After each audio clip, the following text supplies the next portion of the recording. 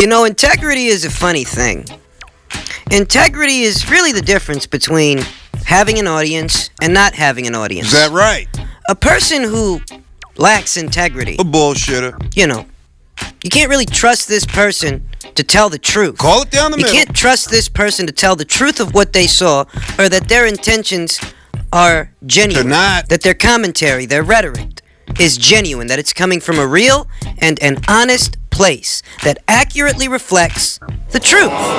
Integrity is something that a lot of boxing fans really don't have. Oh, I know. A lot of boxing channels don't have. Oh, I know. In some cases, even members of the media, sometimes they don't have it. And, you know, it's kind of important. In certain settings. It's kind of important because when a person exhibits a lack of integrity, nobody's gonna really give a fuck what you've got to say. So you can talk till you're blue in the face, but nobody gives a fuck. Integrity can sometimes be the difference between having your opinions heard, evaluated, assessed, and discussed, or being blown off altogether because it's bullshit. The people that are hearing what you're saying, they think you're full of shit. Take this guy, for example. Jamari J. Williams had this to say in reference to Saturday night's fight between Gennady Golovkin and Canelo Alvarez, the rematch. He says, "My favorite thing about last night's fight was that it was another shining example that sound fundamentals will beat any gimmick." Sound fundamentals. Like a jab? This guy is saying that sound fundamentals beat gimmicks. Now, ask yourself a question. What is the most fundamental punch in boxing? Basic fundamentals. What punch in boxing is dubbed as the most important punch in the entire sport? I don't know. That punch just so happens to be the jab. Simple jab. And in this sport where the jab is so important, on Saturday night, Gennady Golovkin landed about 118 jabs on a top-tier fighter named Canelo Alvarez. I'm sure Jamari J has a very high opinion of Canelo, of Canelo and his boxing skills. Yeah. And yet, Canelo got outlanded. Golovkin, who Jamari thinks is just a gimmick, this Golovkin guy landed about 118 jabs on Canelo Alvarez. That's pretty bizarre. I mean, how could a guy who's just a gimmick land that same punch 118 times on Canelo Alvarez? I mean, are you sure this guy's a gimmick? And, you know, this isn't another scorecard video. This isn't even really a punch stat video. I'm not doing all that again. I'm already getting tired of this subject. Seriously. But I think that there's something else that needs to be addressed here. And that's the guys who have a basic lack of integrity. The guys who are really only endorsing this decision, a very close decision, kind of tooth to nail, very close. The only real reason that they're endorsing it is not even for love of Canelo, but for hate of Golovkin. And to me, if I didn't score round for round, I'm looking at Canelo and I'm saying that he has the momentum. He's dominating this fight. So you could have a close fight, but there could also be a guy kind of dominate. Like, man, it's subtle, but man, this guy has the momentum. Work on your jab. Sometimes these young fighters don't want to work on the jab. It's so easy, it's hard. Oh, it's just a jab. Listen, man, that jab will take you to the mountaintop and keep you there for a minute. And you're acting as if jabs don't count. And these guys, what they like to do is they like to appear as unbiased, so that way they'll have an audience. People will actually listen to what they have to say because they know that if people knew how full of shit they were, nobody would listen to them. Nobody would take anything they have to say into consideration. Thus, they have to disguise their rhetoric as unbiased commentary when you can see that these guys are biased based on what they're saying. Because at minimum, wait, let me write this down. If you saw Saturday night's fight and you're going to make an assessment of both Canelo and Golovkin, you would have to take your hat off to not just one of them, but both of them. Both of them. You can't see Canelo Alvarez, powering through this power jab of Golovkin. You can't watch him do this and not give him a little bit of credit. This is the same jab that dismantled quite a few guys in the middleweight division. Quite a few top contenders Canelo ate it. in the middleweight division. Canelo took that jab 118 times, and even though he didn't always stop it from landing, he took the punch well, so that's a credit to Canelo's punch resistance. In turn, Gennady Golovkin Made an adjustment. he had to make an alteration to his approach, where he's normally a very aggressive fighter who gets to his sweet spot behind the jab, coming forward with a power jab. Canelo pressured him. He pressured him and forced Golovkin to have to make an adjustment, to rely essentially more on the boxing than the punching and the aggressiveness and the power. Golovkin had to, switch up a little bit to continue to contend and land punches on Canelo Alvarez. Essentially, both guys really gave a spirited effort. But to a guy like Jamari, I guess Golovkin doesn't have any fundamentals. He's just got a jab, which is probably the most important punch in boxing. A jab that landed about 118 times on Canelo Alvarez. A jab that outlanded Canelo in the first fight 49 times. How many times did Canelo stop that jab from landing? But to Jamari, this goes largely unseen because he wants you to believe that Golovkin is basically just a gimmick. He's not a good fighter. So then why is it that this fighter that's not very good has so many pundits reading the fight the same way? Why is that? Why is it that this fighter that's not very good went the distance not once but twice with a fighter who you have a high opinion of? Why is that? I'll tell you why. Because he's a damn good fighter. Regardless of what the judges scored the fight, regardless of what you think, which I don't think you think very much before you type comments, but that's besides the point. Okay, Bird Sugar? Essentially what I'm getting at is there are a lot of dishonest people out there, and you're able to identify these people based on the things that they say. It's very dishonest to call a fighter like Gennady Golovkin a gimmick. I mean, this guy's 36, 37 years old or something like that? Yeesh. 36? He's this guy in his mid-30s. The guy's old! This guy's prime years, they're likely over. But he took on a fighter who is in his prime, fighter who's 28 years old, much younger fighter. 8 years younger. Took on a fighter in his prime Saturday night, and he's got most of the boxing media scoring the fight for him. A lot of the fans, even many of the professionals, they scored the fight for the old guy who Jamari thinks is a gimmick. So obviously, somebody's contentions really ain't making sense. they're a bit off. Is everybody wrong, or is a guy like Jamari and any other guy like him, are they right to say that Golovkin isn't a good fighter? He's one-dimensional, basic, a gimmick. That's some gimmick. Could a roughly 36-year-old guy land 118 punches on a fighter like Canelo Alvarez if he were just a gimmick? Is that even possible? I mean, at minimum, what you've got to say is that the fighter, Golovkin, is well above average. This is pound-for-pound kind of fighter.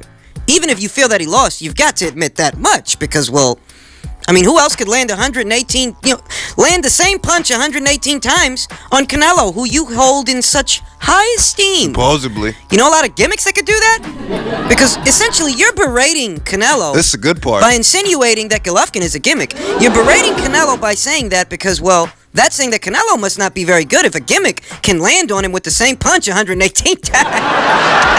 I don't know why a lot of guys come to this channel when they know, and I know, that I'm not going to say what you want to hear because I'm calling it down the middle. And when I see you say this stuff in the comments, it's not going to go unnoticed. It's not going to go unchallenged. I'm going to expose you for how stupid you are every single time that you do it. And every time that you come here, that's going to happen until, guess what? You won't want to come here. Yeah! Because I don't cater to your demographic or the particular line of bullshit that you're peddling and you want peddled to you.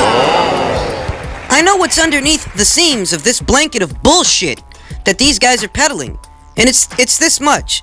They're willing to get behind Canelo. Well, there's two factions of people that are really endorsing this decision. And once again, I'm not objecting it. Like I said, when I was scoring the fight, I saw a scenario where Golovkin might have actually lost this thing. It's not how I scored it, but there is a scenario there. So understand that I'm not crying and moaning and bitching. I'm really not. It's over. I'm just saying that at minimum, you've got to give both guys credit. Unlike Jamari. But back to the point. At minimum, He's a good fighter. you got a group of guys that are endorsing this decision, and they're not even endorsing it because they agree with it. They're only endorsing it because they hate this guy enough to get behind that guy, even when they know in their heart that it's bullshit. There are those guys. And then there are the other guys, the sycophants, the cheerleaders, that they'd want nothing more than for Canelo Alvarez to put his dick in their ass. There are those guys. Those are the other group of guys that are really endorsing this decision and saying things like, yeah, Canelo, he dominated? I mean, hey, tomato, different strokes for different folks, all that jazz. But you know what? That nobody dominated on Saturday. That's really not what I saw. And I'm the guy that's not objecting. I'm not objecting what the judges decided to score it. I highlighted some realities, some factors that might have went into the decision, but overall, I'm not even going to protest it because you know what? Triple G did it to himself, no matter how you slice it. All I'm saying is be very careful what you're willing to entertain and who it's coming from, because there's a good chance, depending on how it sounds, it's just a lot of bullshit. Now, as if this weekend's fight didn't give us enough to argue about and discuss, peep this shit. Abel Sanchez wants a third fight. Another rematch, a rubber match in May. Fuck's sake. And he's proposing that Golovkin rest until then.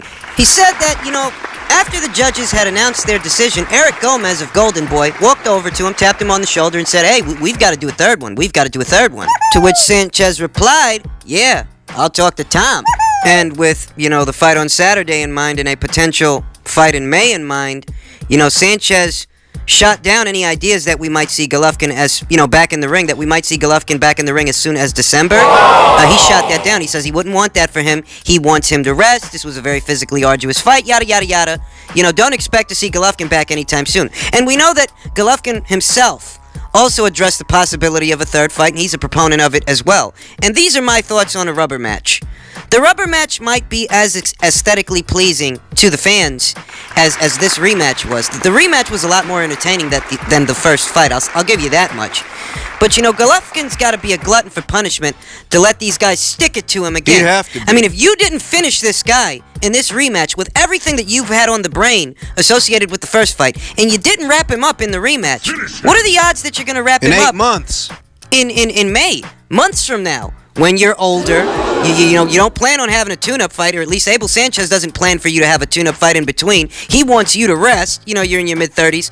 You want to do a rubber match when you couldn't take this fight away from the judges in this fight. So you're thinking that you can take it away later on? You slow? I mean, how much convincing is it going to take for Gennady Golovkin to understand that chasing around Canelo Alvarez, prioritizing Canelo Alvarez, has had an adverse effect on his career? Maybe not his pockets. Maybe not. Maybe he is substantially richer as a result. But as far as his career and its trajectory, yes, it has had an adverse effect. He's had to sacrifice quite a bit to get Canelo in the ring, and most people feel that he didn't get justice. There are people that feel he didn't get justice in the first fight, and there are still people here that are saying he didn't get justice in this fight either. What I'm getting at is, maybe...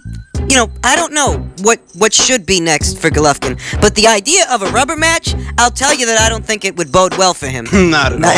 I don't. Now, in other news relating to the participants of this past Saturday's fight, More news. it appears that Canelo Alvarez's contract with HBO is up, and Oscar De La Hoya is exploring new options for Canelo Alvarez.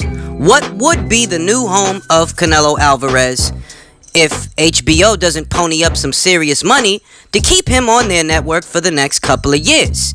There's names being thrown like ESPN, DAZN, Fox.